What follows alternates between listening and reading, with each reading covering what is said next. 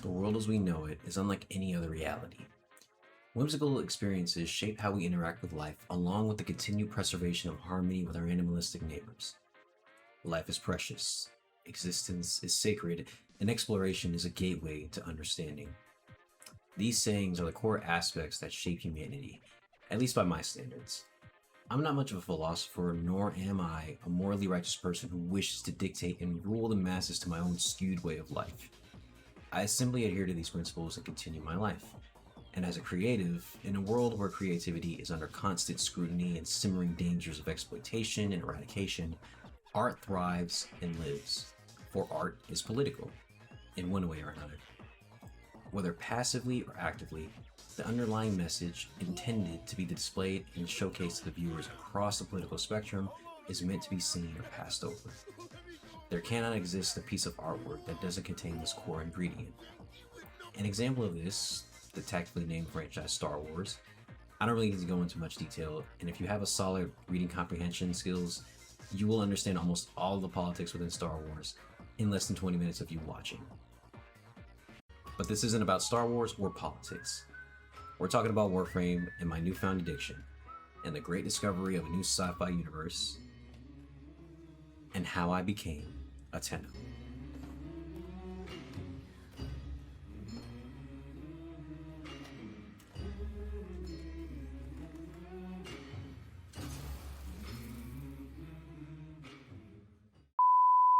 So first things first, what is Warframe? What's up with these funky looking dudes? What's up with our shit? What's up with this lady in my head calling me Sweet Pea? Why did I make this intro some ridiculously deep or pseudo-intellectual observation about art and space or the political weights of the mundane world? I got an answer for one of those questions. Warframe is a free-to-play sci-fi action looter shooter where you play as the Tenno, an ancient biomechanical race of warriors, and during the Old War you were feared and revered across the Milky Way. But then you were hit by the big sweep, and for years, the Tenno were thought to be extinct. That is until you wake up. You start the game with a cool ass cutscene, then you're whisked away to pick one of the three frames before you: Mag, Volt, or Excalibur. It doesn't matter who you choose. Or you can always play the game and unlock or buy the schematics to make the other two later on. You're thrown into a couple tutorial missions and some introductory dialogue to get a grasp of the story, and boom, you are now in the game. Hooray! Now what? Well, if you were like me in 2013, attempting to play this on a PS3 with a small TV far away from my comfy bed, you'd probably play for a few minutes, see what the game has to offer, and be done with it. I mean, how could you really explain to 13-year-old me that this was a different type of MMO? That I had to understand the concept of real nigga grinding and looter shooters, and I wasn't gonna get babysat if I didn't pay attention to the tutorial. You couldn't, because like most young and stupid teenagers, I thought I was smarter than the game and bigger than the program, and I couldn't bother to try to learn what I was actually playing. I was in honors classes. Clearly I was superior in intellect, and a measly little video game, it wasn't going to get the best of me. So I decided to drop it and to fill my ego. Honestly, that was my introductory experience, and it was very underwhelming, and it didn't really do Warframe a great service. I was too overwhelmed. And it wasn't until years later I got back into it and I played the Duviri experience for the first time, but even then, that was still a little too overwhelming for me. I hadn't properly taken the time to understand that Warframe is a wholly unique experience, unlike any other game that I've played. Is the concept of an MMO as titillating and as expressive as this one? Maybe. I thought it was too niche, too abstract for someone like me to fully appreciate this introduction to a new sci-fi experience. I respected the craft and the approach and how the game works, and finally I was able to enjoy it on a larger scale, but it wasn't the full picture. At first, I can understand the overwhelming pop-ups and the unique mechanics that make Warframe what it is, but my real advice, especially since I'm a not-so-new player that long ago, slow down, read what the game tells you, follow campaign missions, play at your own pace, clear out the star chart, gather some relics, familiarize yourself with the mechanics and the controls. The game isn't hounding you to continue playing. It's not bombarding you with unnecessary ads or any other sort of pay-to-win method which encourages the consumer to spend real money. On the contrary, everything presented to you can be earned. You just have to see something you like and play the game to get the schematics and materials to unlock it. You wait some real-life periods of time and there's your shiny new doodad. And that, ladies and gentlemen, is the beauty of Warframe. I decided to approach this game with my full attention. I carefully followed the trail and let it lead me into dipping my toe into its intergalactic waters. As a grown man well into my adult years, playing video games requires more than just blind, unthinking button mashing. To engage with video games, you have to understand and appreciate the full extent of how they all work together. Mechanical work, movement, momentum, flowcharts, seamless transitions, risk and rewards, balances, art direction, visual and audio effects, immersive storytelling, all of it told in a controlled but weighty pieces that encourages the player to want more. If anything, the game, or video games, require you to engage with it on a deeper level than just mindless play, and it rewards you with a passive, offhanded sense of engagement that doesn't feel like a creepy corporation desperately waiting for you to take out your wallet and begrudgingly pay for a piece of shit story expansion or subscription model. And you would think that would be the norm. Alright, so the story starts off with you as one of the many nameless Tenno to be reawakened from years of sleep, and the galaxy is in dire need of you walking extinction events to set things right. Space Mom, aka Lotus, wakes you up and immediately puts you to work. You're then introduced to the three warring factions: the Grineer, purpose-based and fertile clones created by the Orcan Empire to serve them for whatever they need and whatever they want, and I do mean whatever they need and whatever they want. Then you have the Corpus, a cult of corporations, businesses, and whatever other legal entities that exist to get that bag at any cost, not in a good way. Then you have the Infested, who are an infected combination of both Corpus and Grineer developed by the Orcan Empire to combat the Sentients. And what are the Sentients, you ask? A legion of self-aware AI also created by the Orcan. And the Orcan? An ancient human civilization that ruled the Origin System, aka the Milky Way galaxy. They emerged a little after the radiation wars around 1999. And guess what, pal? You, the Tenno, you're also an experiment of the Orcan Empire. Space Mom decided to do the most sensible thing that any hardworking single mom does. She took the kids and decided to give us the best birthday gifts we could ever ask for. Biomechanical suits of armor that we kiddos can control and commit unruly war crimes against the galaxy's roughest and toughest customers. You get all of this story and all of this lore for free, all of which unfolds and is fed to us players through a few hours or a few days of playtime to fully unmask just how fucked the Origin System is. Oh, I also forgot to elaborate a little bit on the Sentients. The reason why they were created, well, the Orcan wanted to terraform a planet in the Tau system, or, well, the planet Tau, because they decided to completely fuck up the entire Origin System for their own selfish, narcissistic reasons. And guess what? Sentients got mad as fuck and decided to wage war and rebel against the Orcan, resulting in the Old War. Now, the Sentients pose a pretty big threat to the Orcan Empire. I mean, all the factions I mentioned before were victims or byproducts of the Orcan, and like any other rebellious or self-aware AI, they categorized everybody and everything as a threat. The Orcan then looked at the Grineer and the Corpus like this, and like a broke-ass nigga, asked the proverbial baby mama, that is the Corpus and Grineer, pretty much anybody else who hates them, to get their purses out to pay for that new 2K or GTA that's about to come out.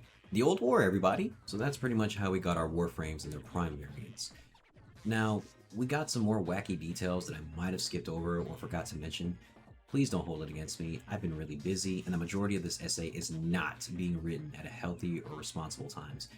So just please download the game on El Cinco or your Xbox or PC and just jump into it yourself. And I promise you that this is a free-to-play experience that is worth it in every single way.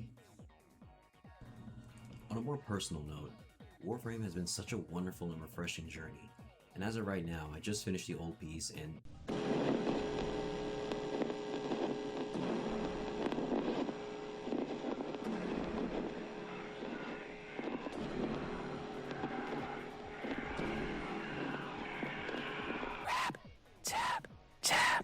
Uriel is goated.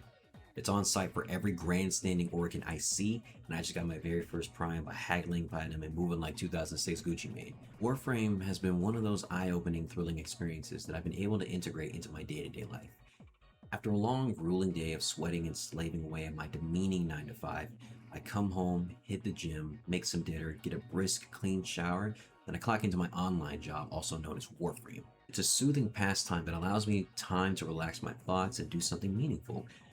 Briskly grinding away at my weapons, frames, and their parts, socializing with others to haggle for prime gear, and of course, running my very own trap house out of the derelict Zeraman ship in the void. I found myself subconsciously positioning this game as my comfort game. I can listen to the ambiance and music while I just type away or edit videos or work on projects just sitting in my orbiter, even with Ortis occasionally interrupting me with his brief interludes. I can even feel the buzz and busyness of the community just by looking in the Q&A chat.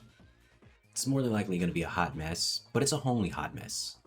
And even with the chat being a functional house fire, the entire team at Digital Extremes constantly interacts with the community, and they notice how incredibly loving and wild they can all be.